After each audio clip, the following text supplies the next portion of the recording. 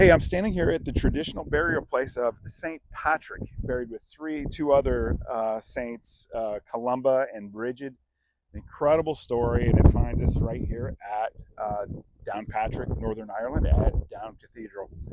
You see, when Patrick, and let me say this right off the bat, it seems to me that God is often looking for someone who is willing, just to be a willing vessel to be used.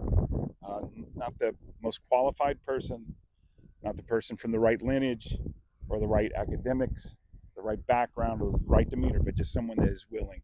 Check this out. When Patrick was 16 years old, he was taken into slavery by pirates, brought to Northern Ireland, not very far from here, actually, where he would tend sheep for years.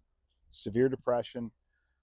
He was not a Christian. He was raised in a Christian family, but was far from the Lord. But in that loneliness, that separation, he began to cry out to God, and God did a work in his life.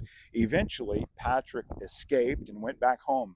While he was home, after some time, he heard the voice of the Irish calling him back. And so he became a missionary to Ireland. It's pretty amazing because Ireland was a pagan place, and he actually goes on to be recorded as the one who Christianized Ireland. Pretty amazing. Just not too far from here, tending sheep, and not too far from here, his very first church.